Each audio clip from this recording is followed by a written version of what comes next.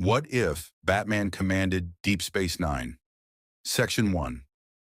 There is a particular kind of darkness that belongs to space, not the dramatic black of Gotham's skyline, not the oppressive shadow beneath a bridge where something terrible waits, but an absolute indifferent void that does not care what you are, only that you are small. Bruce Wayne had stared into darkness his entire adult life and never flinched. He flinched now. The Batwing tumbled end over end through a chromatic tear in reality, its instruments screaming in four languages, none of them useful. Through the canopy, the stars moved wrong. Too many of them, arranged in patterns his eidetic memory could not match to any star chart in the Batcomputer's astronomical database. He had 3 seconds to process this before the gravitational shear seized the aircraft and turned the cockpit into a kaleidoscope of fire and static. He had 2 seconds to establish that no ejection would save him here, because he was not in atmosphere. He had 1 second to wonder, clinically, whether this was death. Then the anomaly collapsed behind him, like a door slamming shut, and the Batwing emerged into the strangest sight Bruce Wayne had ever seen. A massive station, tethered to nothing, hanging in space above a planet of rolling ochre dust and ancient stone. The station was a wheel and a spine fused together. Federation architecture, he would later learn, built by human hands 300 years from now. It was beautiful in the way that survival is beautiful. It had the bones of something designed not just to function, but to endure. He crashed the Batwing into the docking bay at controlled speed and walked out with his hands visible and his cowl on. The security team that met him, 4 officers, Starfleet uniforms, weapons drawn with military precision, froze when they saw what had emerged from the smoldering fighter craft. He noted their hand positions, their weight distribution, the slight hesitation in the officer on the left who had never seen a bat-shaped anything land in her docking ring. He noted the security camera in the upper corner, the blast door 17 meters behind them, and the fact that the blonde lieutenant with the phaser already set to stun was going to fire in approximately 4 seconds if he didn't do something to interrupt the pattern. "You'll want to take me to your commanding officer," he said. His voice, shaped deliberately in a register designed to unsettle, echoed off the bay walls. Not a suggestion. They took him to Commander Benjamin Sisko. The conversation lasted 11 minutes. Batman said 43 words. He counted. What Sisko said filled 3 times that space, and most of it was sharp-edged and direct in a way Batman respected. "Who are you? Where did you come from? What are your intentions? And why should I not put you in a holding cell while I contact Starfleet Command?" Good questions. Tactically sound. The commander had the bearing of a man who had navigated bureaucracy and war in equal measure, who had learned that the two were often the same thing. He stood at parade rest in front of his own desk, which meant he was treating this room as a battlefield and Batman as an unknown variable. Correct instinct. How Batman placed a data chip on the desk. He had prepared it in the 4 minutes between docking and the walk to ops. A compressed file of everything the Batcomputer had on quantum anomalies, dimensional breach theory, and probable reintegration pathways, translated into Federation-compatible data architecture on a format chip he always carried for legacy system infiltration. It had taken him 90 seconds to encode the adaptation. Sisko looked at the chip, looked at Batman, picked it up. "This is compressed into a LCARS compatible format," he said, and the edge in his voice shifted slightly. Not softened, but recalibrated. "You did this between the docking bay and my office." "Yes. You had less than 5 minutes. I was conservative with my estimate." 3 days later, Sisko was recalled to Earth for a Changling crisis briefing that Starfleet Command refused to postpone. The Federation was hemorrhaging trust from the inside, shapeshifters wearing Starfleet faces, and no one could be certain which face was real. The Dominion had understood something about the Federation that the Federation struggled to admit about itself. That an organization built on the presumption of good faith was catastrophically vulnerable to those who operated without it. Admiral William Ross contacted Deep Space Nine 6 hours after Sisko's departure and asked with the measured tone of a man making an irreversible decision in real time whether the station's senior staff would accept provisional command by an individual Starfleet had not trained, could not background check through any database in the quadrant, and who had arrived through an event that three of their top scientists still couldn't fully explain. The senior staff's opinions were not solicited. Batman's provisional command code was issued at 0340 hours, station time. He spent the first 40 minutes memorizing the station's schematics, the next 40 reading every personnel file, and the final 40 reviewing the Dominion War's tactical history in sufficient detail to identify 11 strategic errors the Federation had already made and 4 it was about to make. Then he walked to Ops, took the upper level, and stood at the center of it with his hands clasped behind his back, looking down at a crew that did not know what to do with him. He knew what to do with them. Battle Station's protocol is outdated, he said, to no one in particular and everyone present. New drills begin tomorrow. Oh, 600. If you want to see more characters enter different universes, hit that subscribe button and drop the name of a character and the universe you'd want to see them in down in the comments below. Hope shines brightest in the darkest night. The crew exchanged looks. Commander Worf, who had served with both Picard and Sisko and been surprised by very few things in his life, studied the dark figure standing at the apex of Ops and decided with Klingon directness that this was a warrior, not a soldier, not an officer, a warrior. The distinction mattered. He said nothing, but he did not look away. In the lower promenade, a changeling who had been wearing the face of a Bajoran maintenance worker for 11 days paused in a corridor and experienced something she had not experienced in a long time. She had spent weeks learning every face on this station, every pattern, every predictable response. She had a model for every senior officer, every guard rotation, every moment of institutional vulnerability. She did not have a model for this. The formal objection came from Major Kira Nerys at 0412 hours, which Batman noted was 72 minutes after the command codes were issued and 32 minutes after she had clearly spent the intervening time deciding whether to file it at all. He was standing at the ops console reviewing sensor logs when she came up the stairs with her shoulders set and her jaw carrying the specific tension of someone who had survived an occupation and was not remotely intimidated by a man in a cape. He had read her file twice. He respected her immediately. "You have no rank," she said.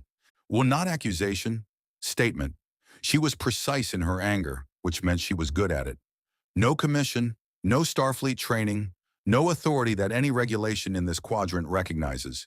And Admiral Ross just handed you this station. Provisionally, Batman said. That word doesn't make it better. No, he agreed. It doesn't. She waited for more. He didn't offer any.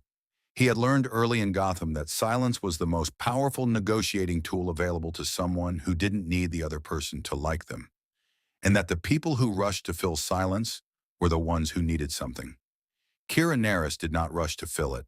She stood there and held his gaze through the cowl with the particular ferocity of someone who had learned to look occupation soldiers in the eye at age 9. I want daily briefings, she said finally. Full transparency on any decisions affecting Bajoran personnel or the wormhole access agreements. Agreed. And if you give an order I believe violates Federation law or Bajoran sovereignty, I will tell you before I go over your head. I'd prefer that to the alternative. She studied him for 3 seconds longer than most people held a stare with the cowl on. You actually mean that, she said, and there was something in her voice that wasn't quite surprise but was adjacent to it. Chain of command exists for a reason, he said. So does accountability. I don't trust systems that don't have both. She went back down the stairs. She didn't agree with any of this. He could read that in every line of her posture. But she would work within it, and which was more than he'd had from half the Gotham police force for 15 years. He filed it accordingly. Admiral Ross's justification, when it filtered down through Starfleet channels in the form of a recorded message rather than a live comm, was the kind of bureaucratic pragmatism that Batman recognized from every government institution he had ever worked around, with or against. Ross spoke in the measured cadences of a man who had weighed the optics of every available option and selected the least catastrophic one. The Federation Council had rejected 3 candidate replacement commanders in 48 hours due to changeling infiltration concerns. One had been discovered as a shapeshifter in the confirmation process itself, which had done nothing good for institutional morale. The station needed command. The station also had, While apparently by accident, a human being who had identified a probable changeling infiltrator within his first 2 days aboard through behavioral observation alone, submitted a 7-page analytical brief on the station's intelligence vulnerabilities by end of day one, and whose psychological profile, such as Starfleet Medical could construct from 43 words in 3 days of observation, suggested he was, if anything, more suspicious of everyone than the Dominion War currently required. Ross had called it a calculated risk. Batman called it an incomplete solution to an unsolved problem, which was more honest, and he'd said so in his response to the Admiral's message, which he had sent at 0230 and which Ross had not yet replied to. The crew's reactions fell into four categories, team which Batman had anticipated within his first 4 hours aboard. The first was Worf's silent assessment, watchful, reserved, the professional judgment of a warrior who would extend provisional respect to someone who demonstrated competence before demanding it from others. The second was Chief O'Brien's visible skepticism, the particular wariness of a technical specialist who had kept this station operational through 2 wars and several disasters, and was not interested in a new commanding officer who didn't know what a plasma relay was. Batman made a note to learn what a plasma relay was.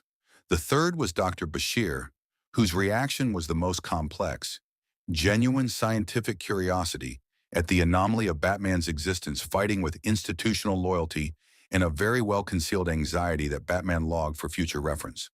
When the fourth was Jadzia Dax, who looked at him from across ops with the mild, interested expression of someone who had lived 8 lifetimes and found most things worth watching.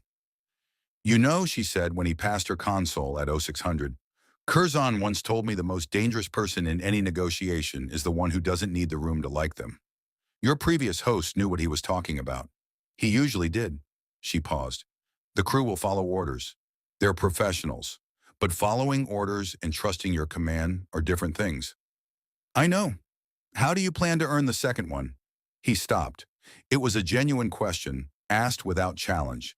The way someone with several centuries of accumulated experience asks things, not to test you, but because they were actually interested in the answer.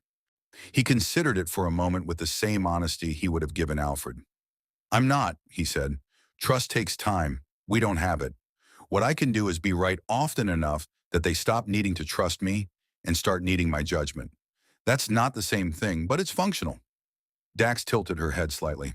"That's a very lonely way to lead." "Yes," he said and moved on. By 0800, he had reviewed the last 14 days of security logs, cross-referenced them against personnel behavioral patterns, and identified 3 anomalies worth further examination. By 1100, he had established a new encrypted reporting channel for security observations that bypassed the standard Starfleet filing system.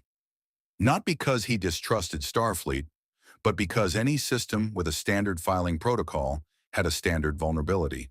Someone in the Dominion had already demonstrated they knew where the standard vulnerabilities lived. At 1340, he called his first command briefing. He stood at the head of the table and said nothing for 11 seconds while the senior staff settled, which was long enough to establish that the room's rhythm was his to set. Then he said, "Tell me everything the Dominion knows about this station that we haven't officially acknowledged they know." The silence that followed was its own kind of answer. The dossier was 47 pages. Batman had delivered it to Admiral Ross at 0200, station time 71 hours and 43 minutes after his provisional command codes had been issued. He had not slept in that window, which was not unusual for him, and he had not announced its delivery to the senior staff, which was. Ross read it in 4 hours. Batman knew this because he had embedded a passive read-receipt protocol in the file's metadata. Not a Starfleet standard function, but one that any system running LCR's architecture would execute without registering as an intrusion. He had learned to always know when his work was being reviewed.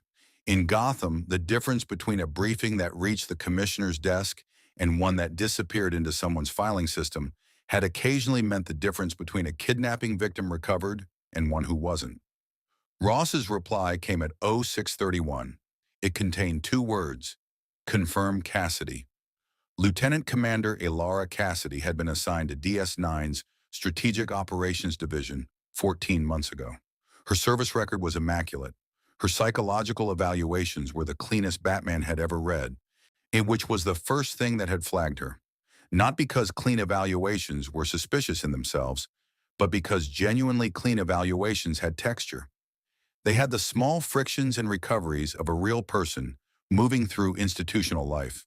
Cassidy's evaluations read the way a very good forger's work read, technically flawless, but optimized in a way that real documents weren't, because real documents weren't trying to be perfect. The second flag was microbehavioral. He had spent 11 hours reviewing security footage, not the last 48 hours, which any competent infiltrator would assume was the review window, but the last 4 months in 4-hour blocks, cross-referenced against duty rosters and social interaction logs. Cassidy's behavioral patterns were consistent in a way that biological humans weren't. People changed in small ways across 4 months. Sleep cycles shifted, social preferences drifted, stress responses evolved. Cassidy's baseline had not moved by a single measurable degree. The third flag was the one he had brought to Odo. He had gone to the security office at 0300 on his second night, which he suspected was when Odo was least accustomed to being visited by a commanding officer, and he had placed a single photograph on the constable's desk. It showed Cassidy at a promenade cafe 17 weeks ago, reaching for a glass of Tarkalian tea. Her grip, Batman said. Odo studied it.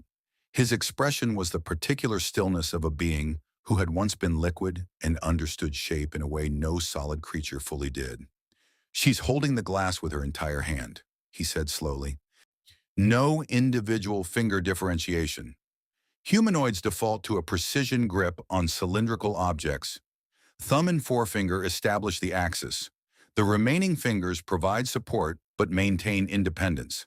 Her hand is treating the glass as a single tactile object. Odo looked at him for a long moment. I've been doing this for 20 years, he said, and there was nothing accusatory in it. It was the controlled voice of someone filing information about themselves. You've been looking at behavior, Batman said. I look at physics. They had worked the confirmation together through the following night. Odo's intuitive understanding of shapeshifter biology and Batman's behavioral analysis, producing a case that was airtight before dawn. The security operation to contain Cassidy, the real Cassidy, had been found alive in a cargo module, sedated and was recovering in the infirmary, had been executed during a shift change when the changeling would expect institutional attention to be at its most divided. It had expected wrong. The dossier Ross had received contained the Cassidy case as its opening section. The remaining 41 pages were harder to read. Batman had identified 3 systemic security failures in DS9's current protocols. The first was the standard Starfleet identity verification system, which relied on genetic scanning that the Dominion had already demonstrated they could temporarily spoof for intervals up to 6 hours, long enough for any infiltrator worth deploying to complete a primary objective. His proposed replacement used a multi-layered behavioral verification matrix that he had built from first principles in 8 hours, now cross-referencing physical biometrics with microbehavioral baselines that would require years of observation to convincingly replicate. It was, he noted in the document, not perfect. Nothing was. But it raised the cost of infiltration to a level that would make DS9 a lower priority target. The second failure was in the station's classified communication architecture. 7 of the current encryption pathways used a rotating key system that was theoretically unbreakable, but practically vulnerable because the rotation schedule was maintained by a single automated system with a predictable cycle. He had broken the cycle's underlying algorithm in 40 minutes. He did not include this detail in the version of the document he shared with anyone other than Ross. And the third failure was the one that had made Kira stop breathing for a moment when she read the summary he had distributed to senior staff. A carefully edited version, but with this section intact, because she needed to know. The station's emergency evacuation protocols prioritized personnel by operational value rating, a calculation that embedded, invisibly and presumably unintentionally, a bias toward Starfleet personnel over Bajoran civilian workers in the habitat ring. In a catastrophic hull breach scenario, the automated systems would seal the habitat ring's secondary quarters 14 seconds before the Bajoran residential sections could fully evacuate. 14 seconds in a hull breach was not a rounding error. Kira had read that section 3 times. He had watched her do it on the security feed. Then she had looked up at the camera with the particular expression of someone deciding whether to be angry at the messenger, and he had seen her decide correctly that the messenger wasn't the problem. The final section of the full dossier, the one distributed only to Ross, with a separate encrypted copy filed under command authorization that no one on the station could access without his personal code, contained the contingency protocols, 1 page per senior officer. Each page contained a psychological pressure profile, a tactical vulnerability assessment, and a specific neutralization procedure calibrated to cause minimum harm while guaranteeing incapacitation. Not because he expected to need them, because in a station where anyone might be a changeling, including the people he was beginning to respect, the only responsible position was to be prepared. He had included a page for himself. It was the most detailed one in the file. The body was found in Quarks at 0347, tucked into the maintenance alcove behind Holosuite 2, with the particular neatness of someone who understood that discovery time mattered. A Bolian merchant named Trevin Auk recently arrived from Bajor, throat compressed by a grip that the forensic scan characterized as consistent with humanoid hands, except that the pressure distribution was uniform in a way that humanoid hands, with their individual finger architecture, were not capable of producing. Batman arrived at the scene 4 minutes after Odo. He knew because he had been awake and had noted the security alert the moment it entered the system. He came down through the promenade access corridor and arrived to find Odo crouched beside the body in his habitual stillness, scanning with a medical tricorder held in a hand that was slightly more hand-shaped than usual, which Batman had come to recognize as Odo's unconscious response to working a scene. The constable becoming more precisely humanoid when precision was required. They worked in silence for 11 minutes. Batman moved around the perimeter of the alcove in a systematic sweep while Odo processed the immediate body. Neither of them acknowledged the other's presence or asked the other to move. The Ferengi bartender, hovering at the alcove entrance with the expression of a man calculating how much this was going to cost him in lost holosuite revenue, or tried twice to interject and was silenced both times by identical gestures from 2 different directions. Quark looked between them. "This is unsettling," he said, to no one in particular, and retreated to his bar. At the 14-minute mark, Batman crouched beside Odo and placed a small evidence chip on the floor between them. Boot print, composite sole material consistent with civilian manufacture, not Starfleet issue. Partial pattern, whoever left it was moving fast and the weight distribution is forward. Running. Odo looked at the chip, then at the floor where Batman had found it, then at Batman. "There are 47 boot prints in this alcove that my team has already cataloged. None of them flagged as significant." 48, Batman said. "The 48th is under the edge of the secondary conduit housing. Your team stopped their sweep at the housing edge. I went under it." A pause. Not defensiveness, recalibration. Batman had learned that Odo recalibrated rather than defended, which was the mark of someone whose actual goal was the truth rather than the appearance of competence. "What does the forward weight distribution tell you?" Odo asked, and the question was genuine. The killer wasn't fleeing the scene after the act. They were moving toward it, running to this alcove before the murder, not after. Which means the victim was already here, and the killer came to them, not the other way around. This wasn't an ambush. It was an appointment. Odo was quiet for a moment. Had been on the station for 18 hours. He knew someone here. Or someone knew he was coming, Batman said, which implies advanced intelligence. But either someone aboard leaked his arrival schedule or someone in his network on Bajor is Dominion adjacent. "The Dominion has been running intelligence assets through Bajoran trading networks for 7 months, Odo said. "We've identified 4. There are more." "I know, I read your investigation files." Another pause, longer this time. "Those files are classified at senior staff level," Odo said. "Yes." The words sat between them in the alcove with the body of Trevenant, and Batman watched Odo decide something. The constable stood up slowly, in the unhurried way of someone whose body was a choice rather than a constraint, and looked down at Batman with an expression that was, for Odo, remarkably readable. "This is not the first time someone with authority has overstepped into my jurisdiction, and it is not the last. Ian, and I am deciding right now how much of a problem to make of it. You read my classified investigative files, Odo said. Within my command authorization, Batman said, which Ross granted at the Senior Staff Plus level, your files were accessible. That's not the same as it being appropriate. No, Batman said. It's not. He stood up and met the constable's eyes through the cowl. I read them because I needed to know what you knew, and because I needed to know how you worked. Both things were true, and now you know how I work. I know how you've worked up to now, Batman said. I don't know how you work yet. Those are different.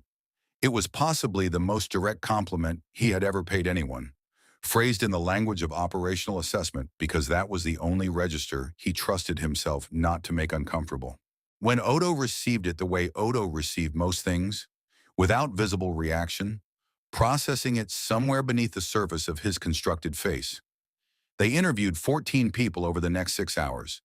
Batman conducted 8 of the interviews and Odo conducted 6, and they did not discuss the division of labor beforehand.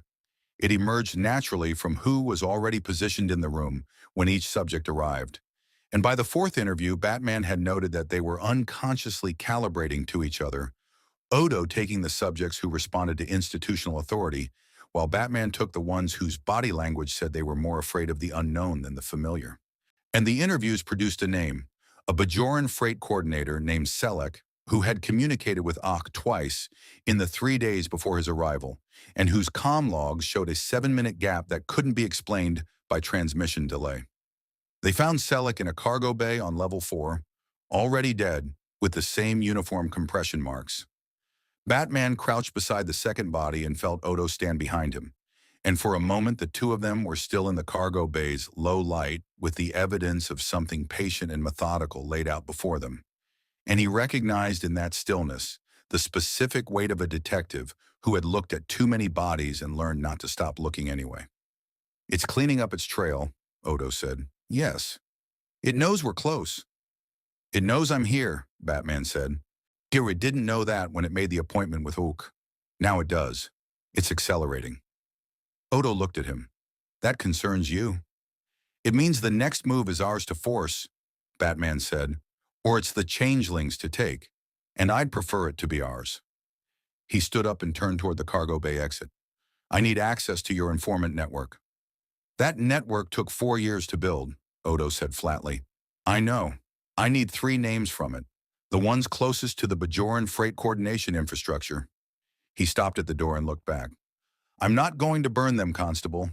I protect sources. It's not negotiable for me. Odo studied him across the length of the cargo bay, over the body of Selleck, with the evaluating gaze of a being who had spent decades learning to read the faces that people chose to wear. Can interview room 2, he said finally. 1 hour. Batman nodded once and walked out into the promenade, where the station continued its morning routine around the edges of something deadly moving through it. And nobody on the promenade knew that yet, and he intended to keep it that way until he didn't need to. The invitation arrived the way Garrick's invitations always arrived, not as invitations at all, but as something that resembled one only in retrospect. Batman had been in the promenade's upper walkway at 1420, running a visual survey of foot traffic patterns below, when the tailor emerged from his shop with 2 cups of red leaf tea and placed one on the railing beside Batman's right hand with the unhurried precision of a man who had been expecting to find someone exactly there. You've walked past my shop 4 times in 3 days, Garrick said pleasantly, and never looked at it, which means you've been looking at everything around it.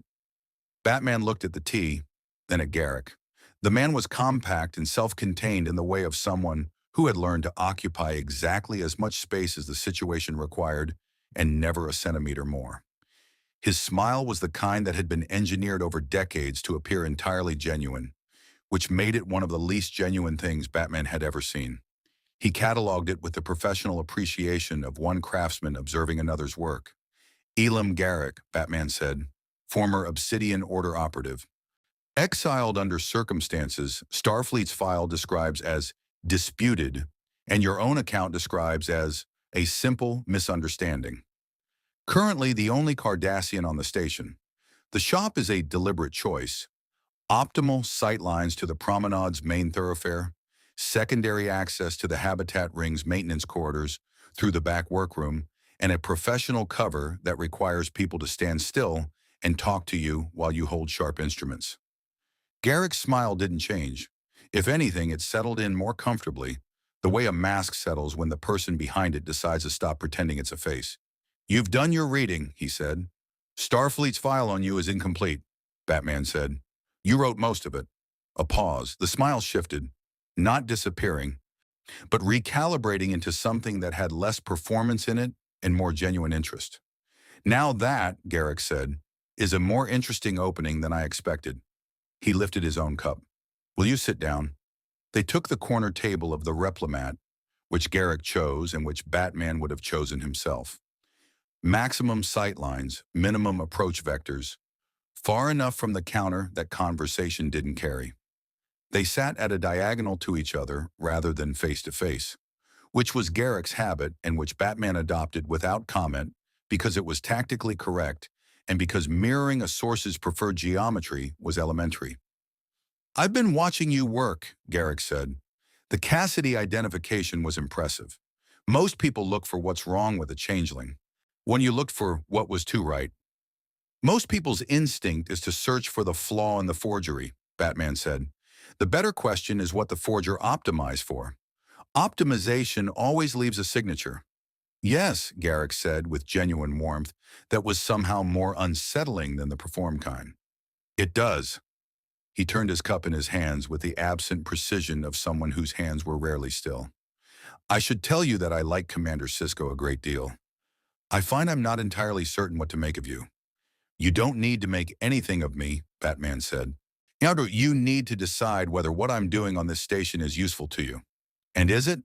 That depends on what you want." Garrick looked at him with the expression of a man who had spent 30 years in intelligence work, learning to present every version of himself except the real one, and who was now in the unusual position of sitting across from someone who appeared to have no version to present. "What I want," he said carefully, "is for the Dominion to lose this war. The reasons for that are personal and complicated, and I won't bore you with them. What I have, in service of that want, is a network of contacts in the Cardassian Union, or what remains of it, that Starfleet knows exists but does not know the shape of. And what I've observed over the past 3 days is a commanding officer who is applying methods that my former colleagues in the Order would have recognized." "I'm not the Obsidian Order," Batman said. "No," Garrick agreed. "You're more principled, which in intelligence work is usually a liability, but in your particular case, I suspect has been refined into something more interesting." He set down his cup. "The Dominion is running 3 active intelligence operations through the station's civilian population that I'm aware of. You've disrupted one. The remaining 2 are connected to Cardassian intermediaries that I can identify, given appropriate access to certain communication channels that I currently lack. What do you want in exchange?" "Nothing transactional," Garrick said. "Transactional arrangements have ledgers, and ledgers can be found. What I want is a conversation, ongoing. I give you what I have, you give me what you know that I don't, and we both pretend it's something more casual than what it is." Batman was quiet for a moment. The promenade moved around them. Bajorans, Starfleet personnel, Ferengi merchants conducting the commerce of a station that had seen 2 occupations and was in the middle of a 3rd crisis and had learned to keep its shops open regardless. He watched a Bajoran child chase a holographic toy past the entrance to the habitat ring and thought about what it cost to keep a station full of people alive when the threat wore their faces. "You understand," Batman said, "that I'll verify everything you give me independently before acting on it. I'd be insulted if you didn't. And if I find you've given me something false, this ends." "Of course." Garrick's smile returned. "Totally different now. Less armor, more acknowledgement. I should mention that I find your verification capability the most interesting thing about you.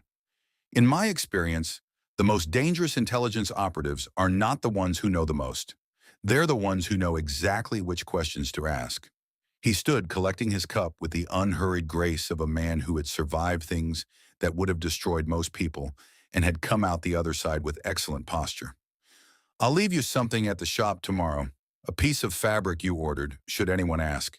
The information will be in the lining." I didn't order any fabric. You will have, Garrick said pleasantly, and walked back toward his shop with his hands clasped behind his back. And Batman watched him go with the careful attention he gave to every person who was simultaneously an asset and a threat, and had just offered to be both at once. He sat with the untouched tea for 4 more minutes, watching the promenade, running the conversation back through the architecture of his memory and checking it against everything he knew about Elam Garrick, which was considerable, and everything he didn't know, which was more. The problem with using a spy was not that they lied. He knew how to work around lies. Lies had patterns, and patterns had tells, and tells were just another form of evidence. The problem was that spies who were genuinely good at their work lied in ways that served real objectives, which meant their lies had a logic that their truths also had. In separating one from the other required you to first understand what they were trying to accomplish. He did not yet understand what Garrick was trying to accomplish. That made him the most dangerous person on the station. Batman filed that assessment in the specific mental category he reserved for things that were simultaneously necessary and unresolved, which in Gotham had always been the largest category. And in a war he was beginning to understand he had entered without a map was already larger than he'd expected. He picked up the tea and drank it. It was cold. He didn't mind. The message arrived through a captured Gem Hadar communication relay that Starfleet's Signals Intelligence Division had been quietly monitoring for 6 weeks without telling anyone aboard DS9, which Batman noted as its own category of institutional problem and filed for a separate briefing. He read it at 0510, alone in the commander's office, with the station cycling through its quietest hour and Bajor hanging in the viewport like something that had survived everything and intended to continue doing so. The message was encoded in a Dominion cipher that Starfleet had partially broken 4 months ago, which meant the Dominion knew it was partially broken and used it selectively for communications they wanted partially read. He factored this into his interpretation. The content, stripped of its diplomatic architecture, was straightforward. Deep Space Nine's new commanding officer had been assessed. The assessment was that he represented a non-standard threat profile. The recommended response was civilian pressure, not a frontal assault, not an attempt to take the station. Civilian pressure, the deliberate targeting of the population, dependent on DS9's protection in order to create a political and moral crisis that would either compromise the commander's decision-making or force Starfleet to replace him with someone more predictable. Batman read it twice. Then he sat in the commander's chair in the dark and thought about it with the cold, methodical attention he gave to things that confirmed what he'd already suspected about an enemy's intelligence. They understood leverage. Most military organizations, in his experience, thought about leverage in terms of force, superior firepower, strategic position, numerical advantage. The Dominion thought about it in terms of architecture. And they had studied the Federation the way he studied Gotham's criminals, not looking for the strongest point to attack, but the structural dependency that, removed, caused everything else to become unstable. The Federation's structural dependency was its own idealism. It had built itself on the presumption that protecting civilians was not a tactic but a value, non-negotiable, weight-bearing, foundational, which meant that any threat to civilians did not merely create military pressure. It created institutional pressure, political pressure, and the specific psychological pressure that came from watching an organization be forced to choose between its operational effectiveness and the thing it had decided to be. One Wayun was dispatched with 3 warships and a diplomatic communique addressed to the Federation Council rather than to Starfleet Command, which was the detail that mattered most. The communique offered a ceasefire along the Bajoran corridor in exchange for the removal of DS9's current commanding officer, framed as a humanitarian gesture toward the Bajoran people who deserve stable leadership in a time of crisis. It was elegant. Batman gave them that. He called a senior staff briefing at 0600 and distributed the intercepted communication without comment, watching each face as they read it. Kira's jaw set in a way that had Cardassian occupation in its muscle memory. Worf's expression moved through a sequence. Recognition, contempt, the particular cold anger of a warrior who understood that the battlefield had been deliberately moved to ground he couldn't fight on. O'Brien read it twice, which meant the implications were landing in sequence rather than simultaneously, engineering mind processing the threat architecture as a system failure.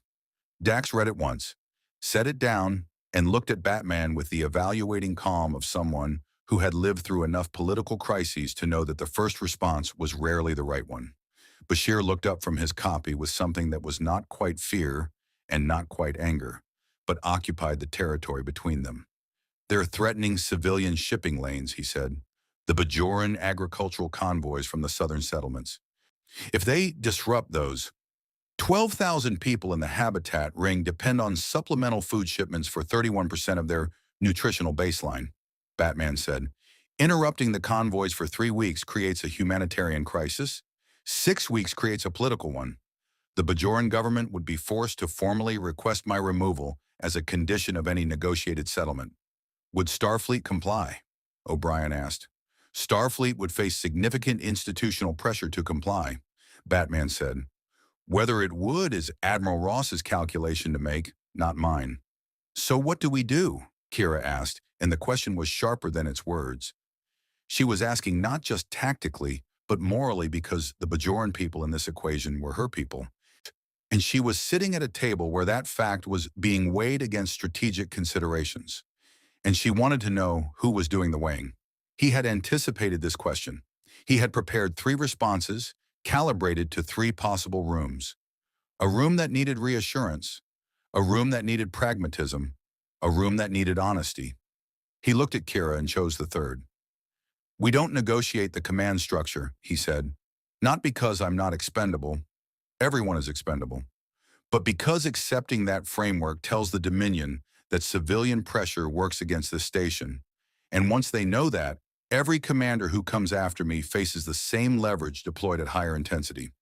You don't solve that problem by yielding to it the first time it appears." Kira held his gaze. "Weigh in the convoys." "I'm rerouting them through the Denorios Belt secondary corridor. Longer transit time, less efficient, significantly harder to interdict without entering Bajoran territorial space and creating a separate political problem for the Dominion." He moved to the console and pulled up the navigational display. "I'm also recommending to Admiral Ross that we deploy a civilian escort protocol for the next 90 days. 2 runabouts per convoy, Bajoran militia vessels in a support role, keeping Starfleet's direct involvement visible enough to deter without being provocative enough to escalate." "The Bajoran militia is already stretched," Kira said, but her voice had shifted. Not agreement, but engagement. She was testing the plan, which was better than rejecting it. "I know. I've drafted a request to Bajoran Command for 4 additional patrol vessels, framed as a training exercise rather than a defensive deployment, which gives them political cover to accept without appearing to formally escalate." He paused. "Major, I need you to make that call." "Not me. A Bajoran officer asking for Bajoran resources has a different weight than a provisional Federation commander asking for them." The silence that followed was different from previous silences in that room. It had less suspicion in it. Worf spoke for the first time in the briefing. "Weyoun is not a military commander," he said.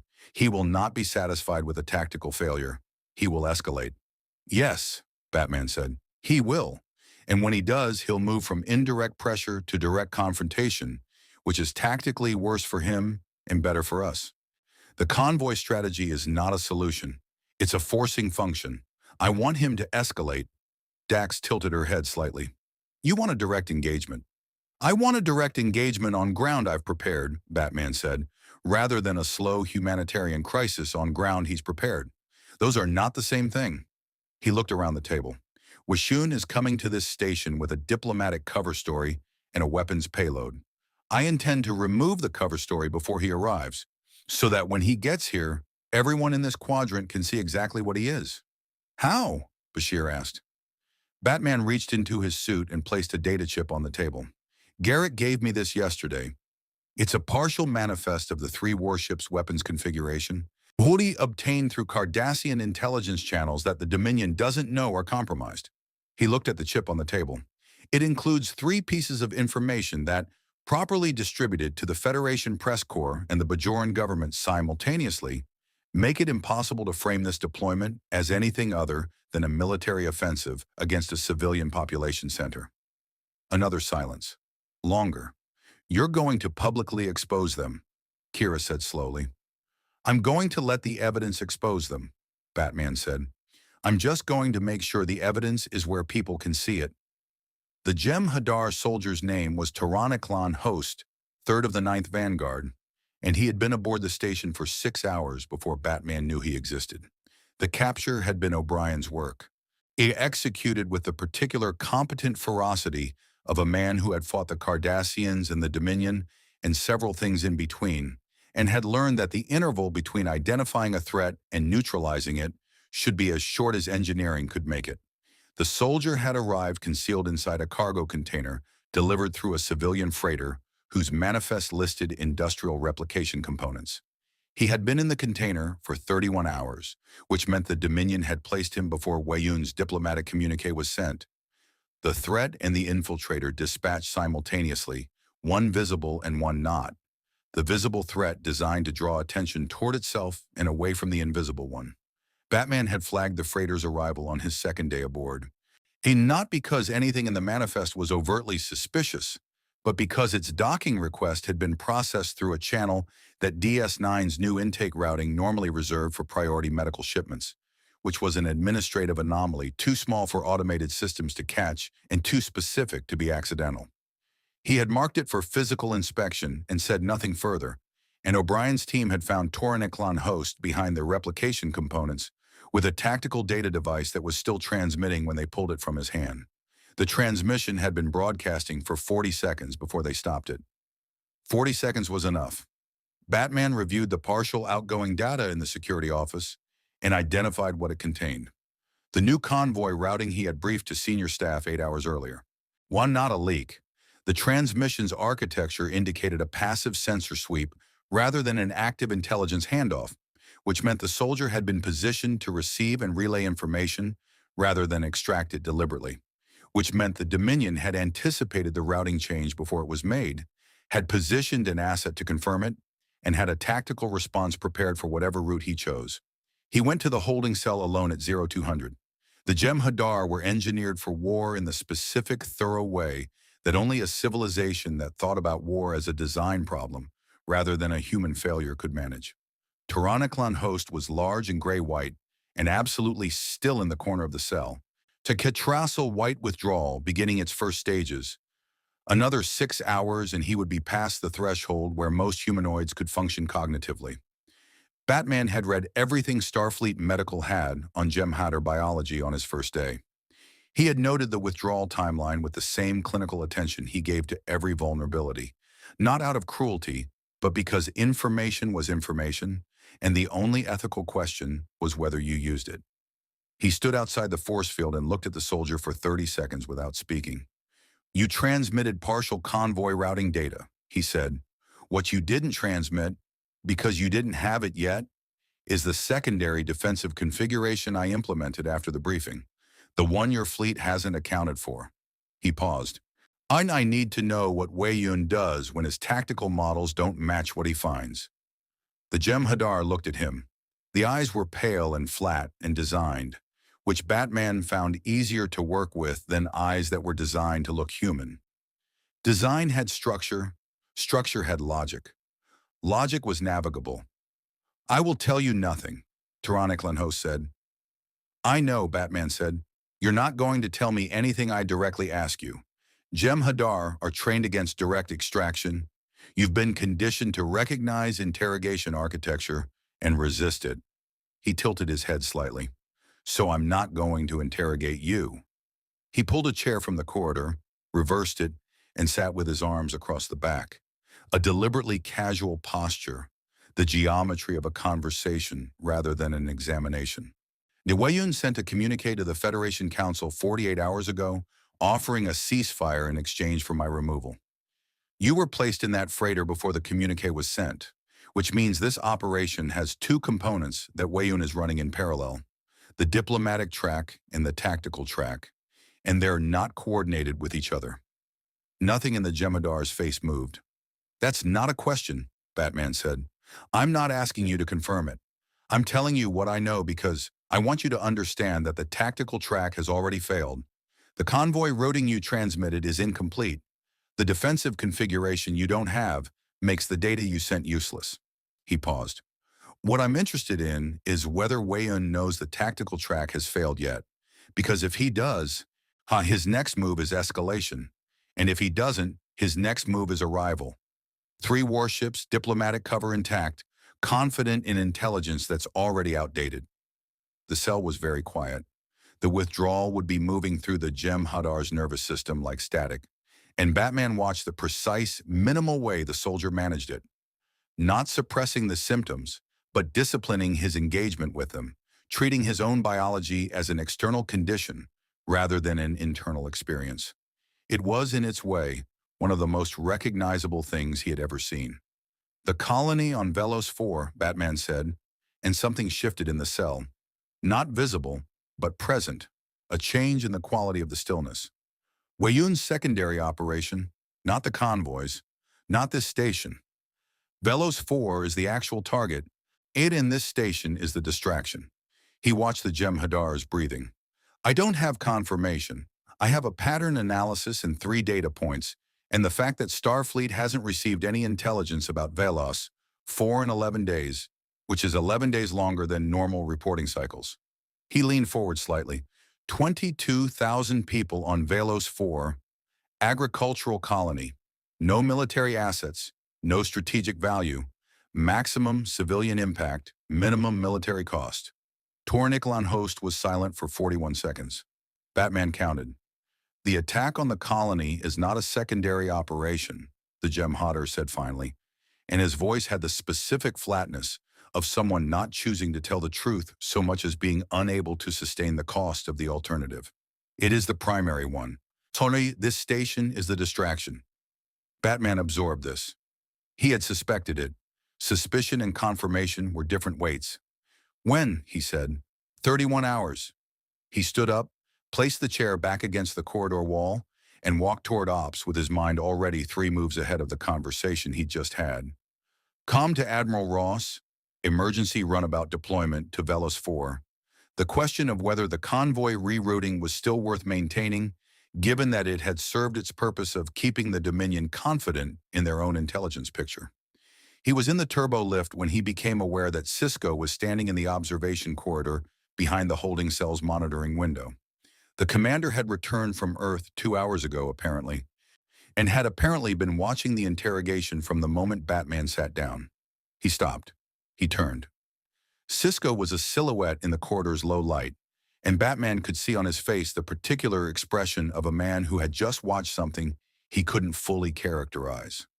Not the interrogation technique, which had been measured and clean, and not the outcome, which was legitimate intelligence that would save 22,000 lives. Something else. The moment when Batman had paused before leaning forward, the calculation that had been visible, briefly, in the quality of the silence, the specific coldness of a mind that had looked at a living being's withdrawal symptoms and assessed their tactical utility. Sisko looked at him across the corridor for a long moment. You got it, the commander said. It wasn't a question. Enter Velos 4, Batman said. 31 hours. I need your authorization to deploy 2 runabouts immediately and a priority channel to Ross for a defensive fleet. Sisko didn't move. The Gem Hadar's biology, he said. The withdrawal. You factored that in. You used it. I didn't threaten him with it, Batman said. I didn't accelerate it. I noted it as a variable in his decision-making calculus and positioned the conversation accordingly. That's not the same as not using it. No, Batman said. It's not. The corridor was very quiet. Somewhere in the station's infrastructure, the systems that kept 22,000 people alive on a distant colony continued operating in ignorance of the clock running against them. Velos 4, Sisko said finally. 31 hours. Yes. The commander straightened and moved toward Ops with the bearing of a man taking back a weight he had briefly set down. Get me Ross, he said. And Batman, he stopped without turning. We'll talk about the rest. I know, Batman said. The file was labeled Contingency, Command Staff DS9, and it was found by Julian Bashir at 1340 on a Tuesday, which was, Batman reflected, the kind of specific detail that people remembered about the worst moments. Not the substance of the thing, but the ordinary texture surrounding it, the mundane timestamp attached to the extraordinary rupture. Bashir had not been looking for it. He had been running a routine diagnostic on the station's medical database integration with the command systems. A standard procedure following any command transition, checking that emergency medical overrides were properly keyed to the new authorization codes. The contingency file had not been stored in the command system. It had been stored in a partitioned subsection of the station's general computing architecture, accessible through the medical database's administrative pathway, which Batman had selected because it was the last place an automated security sweep would look, and the first place a doctor performing a routine integration check might end up. He had not, he would acknowledge to himself later, fully modeled Bashir's specific diagnostic methodology. The doctor read 3 pages before he closed the file. Then he sat in the medical bay for 6 minutes, which the security feed recorded with its customary indifference. And in his face during those 6 minutes was the face of a man reassessing something fundamental. Then he walked to ops. Batman was at the upper console when Bashir came up the stairs. He registered the expression from 40 feet away and made an immediate and accurate assessment of what had happened before the doctor reached him, which gave him approximately 4 seconds to decide how to respond. He spent 2 of them considering deflection and the remaining 2 discarding it. "You found the contingency file," he said. The room went still. Operations had 12 personnel on the current shift, and 12 people heard those 6 words. And the silence that followed had the specific quality of a silence that was going to be broken by something that couldn't be taken back. "You have a protocol to incapacitate me," Bashir said. His voice was controlled in the way that voices were controlled when the alternative was not controlled at all. "Specific to my biology, my medical training, my defensive capabilities, calibrated to cause minimum injury while guaranteeing incapacitation." A pause. "There's one for everyone. Every senior officer on this station." Kira turned from her console.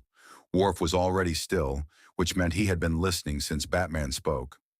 O'Brien stopped what he was doing with the deliberate precision of a man choosing to stop rather than being stopped. "Yes," Batman said. "Why?" The word from Kira, not loud, with the flat directness of someone who had already made calculations about what the answer might be and wanted to hear it stated out loud before deciding what to do about it. He had prepared for this. He had prepared for it because he had known it would happen.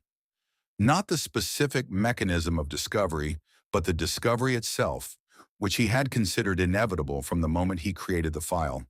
The way he considered all accountability inevitable. Because accountability was the only thing that made the contingency protocols something other than what they most resembled. He had decided, in the 40 minutes he spent writing the protocols, that when this conversation happened, he would tell the truth without qualification, because qualified truth in this context would be worse than silence. Changeling infiltration has compromised Starfleet command structures at every level this war has touched, he said. Any of you could be compromised. I cannot verify in real time whether I'm receiving genuine counsel or manufactured intelligence from my senior staff, which means I cannot allow myself to be in a position where I have no response to that possibility. He looked at each of them in turn, starting with Bashir and ending with Worf. The protocols are not punitive. They're not expressions of distrust in any of you personally. They are contingency plans that exist because this station is too important to fail, because I was unwilling to prepare for a scenario I hoped wouldn't occur. Batman has contingency plans for everyone, O'Brien said slowly. That's what he does. It's what I do, Batman confirmed. Including you? Dax asked. She was at her console but fully present in the conversation, and the question was asked with scientific precision rather than moral accusation. Mine is the most detailed file in the collection, he said. If I become a problem on this station, you should be able to neutralize me efficiently. I've given you the methodology. The silence that followed this was different from the earlier silences. It had confusion in it, which was not what he had expected. He had expected anger, had prepared for anger, was equipped to navigate anger. But the confusion appeared to come from people who had not anticipated that answer and did not immediately know what to do with it. Bashir sat down on the upper level's console edge, which was not where you sat if you were building toward confrontation. You've assessed your own vulnerabilities, he said. physically, psychologically, thoroughly, and the psychological profile in your own file, Bashir said carefully. What does it say? That the primary vector for my operational compromise is not external threat, but internal certainty. That I am most dangerous when I am most confident. That the specific failure mode for someone constructed, the way I'm constructed, is not corruption by power, but corruption by the conviction that my judgment is reliable enough to operate without external constraint. He paused. It recommends that any crew operating with me maintain an independent check on command decisions that they are not required to clear with me first. Kira was very still. You wrote a recommendation that we go around you if we think you're wrong. I wrote a recommendation that you maintain the institutional capacity to go around me, Batman said. Whether you use it is your judgment. I can't make that judgment for you. If I could, not the recommendation would be meaningless. Worf spoke from his station without turning. In Klingon culture, he said, a warrior who prepares for his own defeat is either very wise or very afraid. He turned. Which are you? Both, Batman said. They're not mutually exclusive. The shift continued. The 12 personnel on duty made their various calculations and returned to their consoles or didn't. And the fracture that had opened in the room settled into something that was not healed but was, perhaps, honest about its own shape. Kira returned to her station last, and as she did, she stopped beside Batman and said quietly, so that only he heard it. The evacuation protocol. The 14 seconds. You're fixing it. The retrofit is 70% complete, he said. Done by end of shift. She moved to her console. He watched Bajor through the viewport for a moment. The ochre dust of it, the ancient stone, the thing that had survived everything and intended to continue. The fracture remained. He had not expected it to close. What he had prepared for, what he had, in his most honest assessment of the situation, engineered for, in the way that a man who had spent 30 years building trust through the deliberate management of its absence sometimes engineered for things, was the specific kind of fracture that told you exactly where the structure was and was not weight-bearing. He knew now what held this crew together and what didn't. He knew the precise load-bearing relationships, the fault lines, the redundancies. He knew that Kira's trust was conditional and earned and worth more than unconditional trust from anyone else. And he knew that Worf's was transactional in the most honorable sense. Respect given for competence demonstrated, no more and no less than that. He knew that Dax's was the longest view in the room, which meant it was the most patient and the hardest to keep. He knew that Bashir had not yet decided, and that Bashir's uncertainty was the room's most honest mirror. He filed all of it under the category he reserved for things that were simultaneously necessary and unresolved, which by now was the largest file on the station. The contingency protocols remained in the partitioned subsection of the computing architecture. He did not move them. He added Sisko's page to the file at 1600 hours, noting that the commander had been watching the interrogation from the monitoring window, and that the specific expression on his face in the corridor afterward had been the expression of a man who was capable of doing what needed to be done and was not yet certain he should. He made it the second most detailed file in the collection. The siege began at 0317, and Batman had been ready since 0300. He had spent 3 weeks turning every corridor into a Gotham alley, which was not a metaphor but a methodology, derived from 17 years of defending a city whose architecture had been built by one generation and weaponized by another. Gotham's streets were not designed for the kind of warfare Batman conducted. They had been designed for commerce and transportation and the ordinary movement of ordinary lives, and he had learned to read every bottleneck and blind corner and overhead structure as a tactical asset rather than an urban inconvenience. DS9 was different in its geometry and its materials and the specific physics of a pressurized station above a planet rather than a city above bedrock, but the underlying principle was identical. Any enclosed space could be made to favor the defender over the attacker, if the defender was willing to spend the time. He had spent the time. The Jem'Hadar came through 4 simultaneous breach points, airlocks on levels 2 and 4, a disabled section of the outer hull on the cargo ring, and the docking pylon that Weyun's lead warship had latched onto under the cover of the diplomatic arrival window that Batman had deliberately left open. This last point was the one he had wanted them to use. Oh, the pylon's internal corridor was the longest straight approach vector on the station, 80 meters of clear sightline that an advancing force would perceive as favorable ground. It was not favorable ground. O'Brien had spent 4 days, under cover of scheduled maintenance, installing a network of 17 independent power relay junctions in the pylon corridor's ceiling infrastructure. They were not weapons. They were conduit housings, entirely standard, cataloged in the maintenance log under routine electrical work. What was not in the maintenance log was the fact that each junction had been fitted with a manual interrupt switch, accessible only from a specific panel in ops, and that the interrupts, triggered in sequence, would cause a cascading power fluctuation that would cycle the corridor's lighting from full illumination to complete darkness in intervals of approximately 1.3 seconds. Not enough to disable Jem'Hadar combat systems. Enough to break their visual targeting rhythm. The smoke came from the environmental systems, which O'Brien had also modified. A particulate dispersal function routed through the atmospheric processors that would fill the cargo ring's corridors with a dense, non-toxic aerosol within 90 seconds of activation. In the DS9 design schematics, the atmospheric processors were behind reinforced housing that would take a Jem'Hadar combat unit 4 minutes to breach. Batman had left the housing in place and added 2 additional reinforcement layers that would take 6 minutes. Because the difference between 4 and 6 minutes was 2 minutes of visibility that the defenders had and the attackers didn't. He stood in ops and watched 4 simultaneous tactical feeds and allocated resources with the steady economy of someone who had learned that the difference between winning and losing a defensive engagement was almost never about superior force and almost always about who had made more decisions correctly before the shooting started. Level 2 breach point is holding, Worf reported from the tactical station, his voice carrying the specific controlled energy of a warrior who was doing the thing he was built to do and finding it sufficient. Jem'Hadar count, 14, possibly 18. They're moving in standard formation. They'll stop at the junction with Corridor 7, Batman said. There's a blast door that looks like a structural barrier. It's not. It opens from the inside. Wait for them to stack against it. Worf looked at him. You left a false barrier. I left 6 false barriers, Batman said. Corridor 7 is the second one. On the cargo ring feed, the aerosol was 30 seconds from full dispersal. Batman watched the Jem'Hadar assault team move through the ring's main thoroughfare in tight combat formation.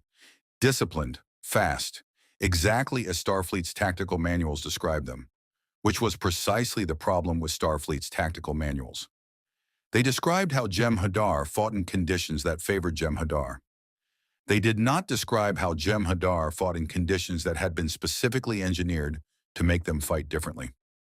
Aerosol, Batman said to O'Brien. The chief hit the control. The atmospheric processors exhaled. The cargo ring's feeds went white. The Jem'Hadar assault team, moving at combat speed through suddenly opaque air, encountered what their tactical systems registered as an obstacle at the ring's midpoint. A physical barrier, solid, blocking their advance. It took them 11 seconds to identify it as a cargo container. The container was real. What was inside the container was not cargo. Batman had placed it there himself 4 nights ago, during a shift when the cargo ring was technically unoccupied. The container held 20 of Starfleet's most robust emergency force field projectors, military-grade, networked to a single activation signal, powered by an independent power cell that ran for exactly 45 minutes.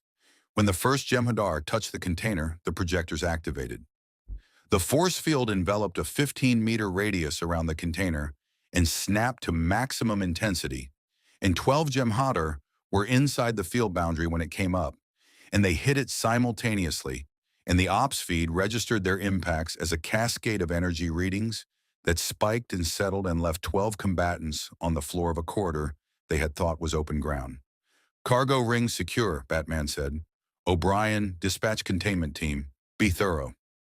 Already moving, O'Brien said, with the satisfied tone of an engineer whose work had performed exactly as specified. The pylon was harder. The pylon Jem'Hadar were more experienced. Batman could tell by the way they moved on the feed, the subtle variance in their formation geometry that indicated a unit that had fought in enclosed spaces before and had learned to distrust what looked like open ground. They moved the 80 meters of the corridor slowly, checking overhead, checking angles, checking the infrastructure with the specific attention of soldiers who had encountered prepared defenses before and survived them by being suspicious. They were suspicious of the right things. They were not suspicious of the floor. Batman had spent 2 days on the pylon floor. Not the surface, the infrastructure beneath it, the conduit channels that ran through the station's skeleton carrying power and data and the station's nervous system. He had not modified the conduit channels.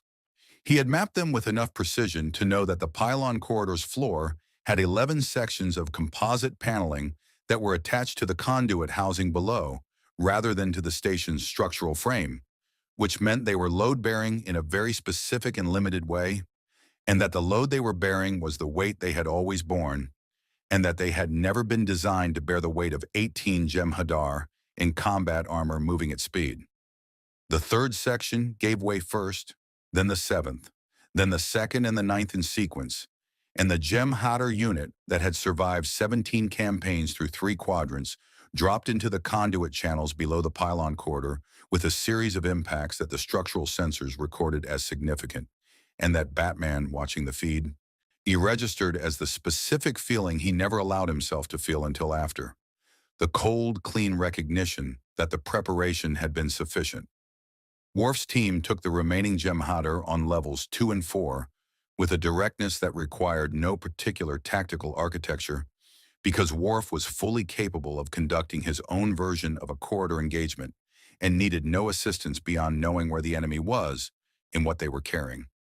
The lieutenant commander fought with the contained fury of someone who had been patiently enduring command decisions he found questionable for 3 weeks and had found in the siege's tactical simplicity a relief from complexity.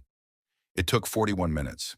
When it was over, Batman stood in ops in the quiet that followed the end of something violent and looked at the casualty report that Bashir transmitted from the infirmary. 11 wounded, 2 critically, 0 fatalities. Starfleet personnel and Bajoran civilian workers combined across 4 simultaneous breach points against a Jem'Hadar assault force of 63 soldiers. 0 fatalities. He looked at the number for a long time. It was the number he had engineered for, not the number he had permitted himself to expect. Because expectation and engineering were different disciplines, and he had learned early in Gotham that the engineer who also expected outcomes was the engineer who stopped checking whether the preparation was actually sufficient. He had checked. He had checked everything 17 times across 3 weeks, when the number he had arrived at in his most rigorous pre-engagement assessment was 3 to 7 fatalities, acceptable range for a defensive engagement of this complexity. 0 was outside his acceptable range in the direction he preferred.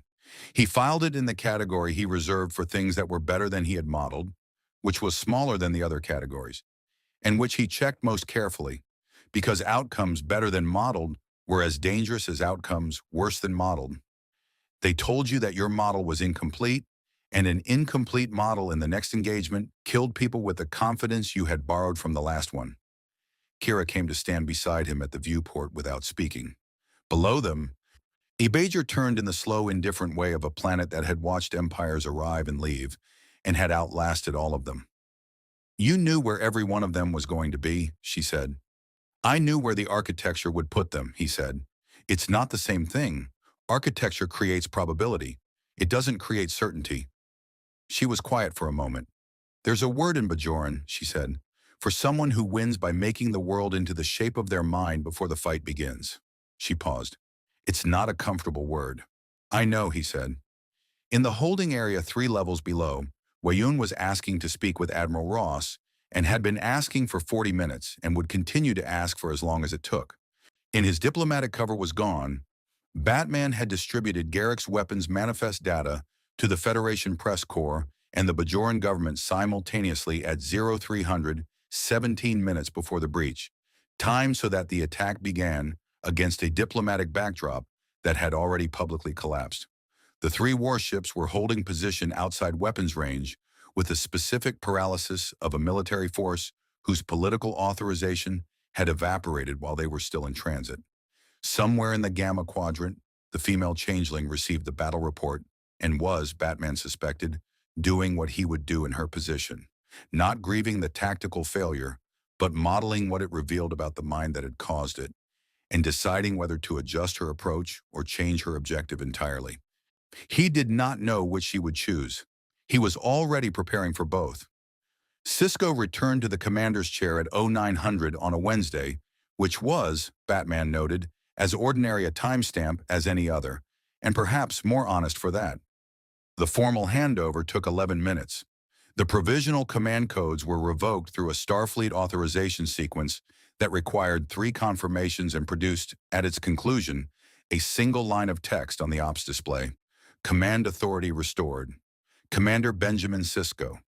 Batman watched it appear from the upper level and felt something he identified, with the clinical precision he applied to his own internal states, as neither relief nor loss, but the specific neutral completion of a task that had had a defined endpoint from the beginning.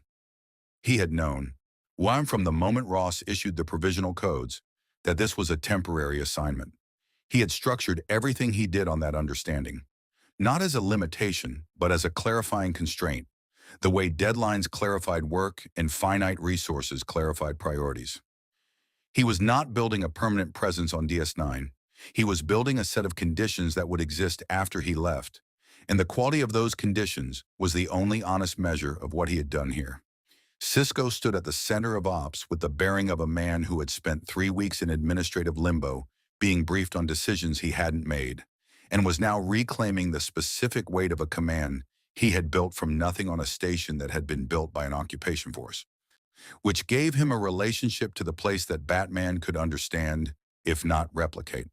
He had read Sisko's file thoroughly enough to know that the commander's authority on DS9 was not institutional. It was earned, which was the only kind that held when institutions failed. The Velos 4 colony, Sisko said, reviewing the status display. No casualties. Convoy routes restored. Weiyun in holding. He looked up. You left the contingency files in the system. Yes, the ones for my senior staff. And the one for you, Batman said. And the one for me. They're sealed under a command authorization that transfers with the command codes. They're yours now. Sisko was quiet for a moment.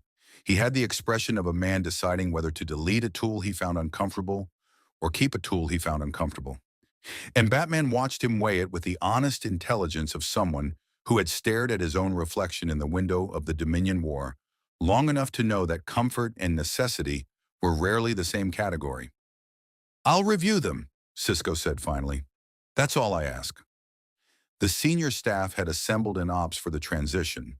Not ordered to, Batman noted, but present, which was a different thing. Kira at her station with the watchful stillness she had maintained throughout. The Bajoran pragmatism that had survived in occupation by learning to assess each day independently of the last. Worf at tactical with the correct posture of a warrior who had extended provisional respect and not yet decided what the final accounting was. O'Brien at the engineering console with the expression of a man who had watched his station become something that technically worked better but felt different in ways he hadn't finished processing. Dax with the mild, long-view attention of someone measuring this moment against several lifetimes' worth of similar ones. Bashir, who had not fully decided and whose uncertainty was still the room's most honest mirror. Batman picked up the single item he had brought to ops on his first morning and kept it the upper console throughout. A small, matte black case, the kind that looked like it contained nothing because the people who used it preferred to travel without advertising their inventory. He had not opened it once while in command. He had not needed to. The new security protocols are documented and integrated, he said. The behavioral verification matrix will require 3 months of baseline calibration before it reaches full reliability. The evacuation retrofit is complete. All residents, all corridors, full parity. He looked at Kira when he said the last part. She met his eyes. The contingency files contain everything I observed about this crew's capabilities, vulnerabilities, and dynamics. Use that information the way I intended it, not as a targeting system, but as a map. You know your own blind spots better than you know your own strengths. That's where the next crisis will find you. He walked down the stairs from the upper level. The crew watched him do it without the ambient tension that had characterized the first time he had descended those stairs 3 weeks ago. Not trust, not warmth, But the specific quality of attention given to someone whose departure meant something, even when his presence had meant something else. He recognized it. He had produced it in Gotham, in the people who watched him cross rooftops. The feeling of an unpredictable variable resolving into a known one. The complicated relief of something formidable becoming, briefly, legible. Odo was waiting in the promenade. They had not planned this. Batman was certain of it, because Odo's planning tended to manifest as contingencies rather than meetings, and the constable was standing with his hands clasped behind his back in the specific posture of someone who had arrived at a location without fully deciding why. They stood side by side for a moment at the promenade railing, looking at the commerce below, Ferengi and Bajoran in Starfleet personnel, and the ordinary noise of people who had survived something and were conducting the small necessary business of continuing to exist. "The Promenade murder investigation," Batman said. "The changeling that killed Ock and Selek is still unidentified. The behavioral analysis puts it in the civilian population, most likely in the Habitat Ring's secondary sector. Female presentation. Arrived in the last 6 weeks." "I know," Odo said. "I've been working it. I left you a file. Secondary partitioned subsection, medical database pathway." A pause. "You left me another file in the medical database. Different partition, different content."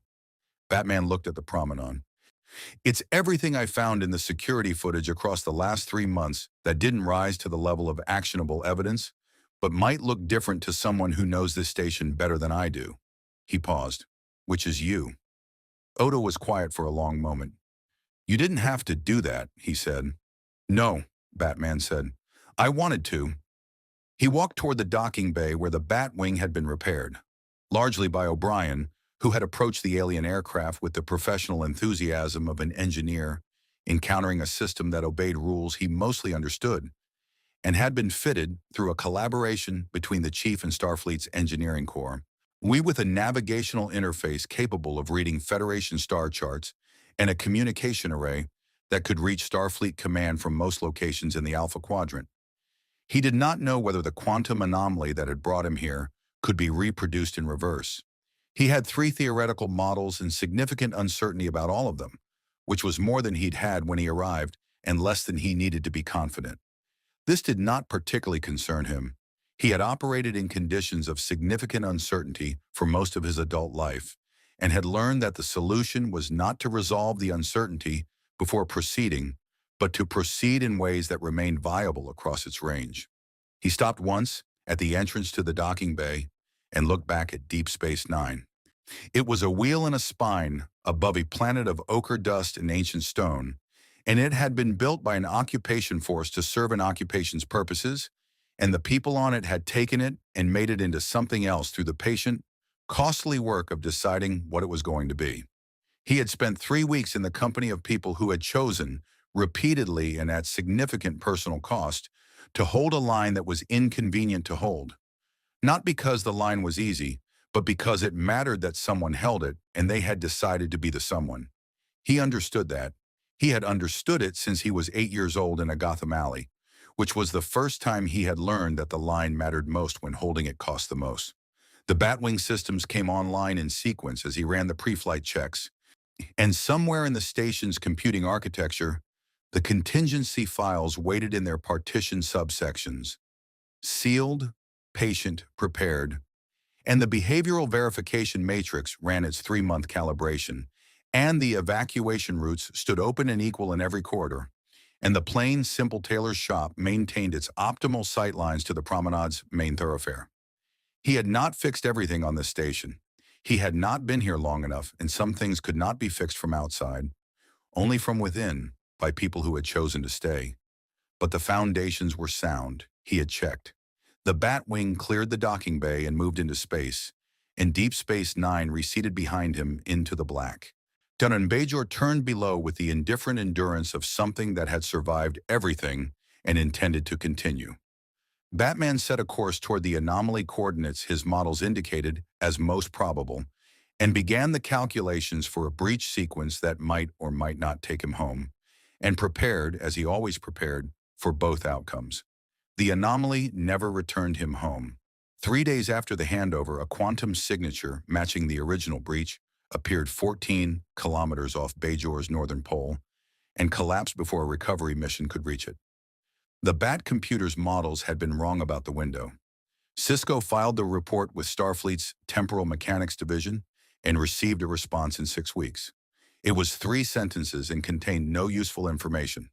Batman remained in the Alpha Quadrant. He did not ask Starfleet for accommodations. He did not present himself to Admiral Ross. He filed a single communication acknowledging the situation and stating his intentions, which were to continue operating in whatever capacity the ongoing war required and to remain available to DS9 in an advisory capacity at the commander's discretion. Sisko read the communication twice. Then he opened the contingency files Batman had left in the system and read through them with the careful, uncomfortable attention of a man reading something true about people he cared for. He did not delete them. Somewhere in the Alpha Quadrant, a dark shape moved through the space between stars. And the Federation's enemies were beginning to understand that something had entered this war that their models had not accounted for. Something that did not fight like a soldier, or reason like a diplomat, or break like a man. Something that had looked into the abyss of a dying civilization and decided quietly and without ceremony that the line still needed to hold. The darkness of space looked back, as it always did. Batman had never found that particularly troubling. Hope shines brightest in the darkest night. More stories await.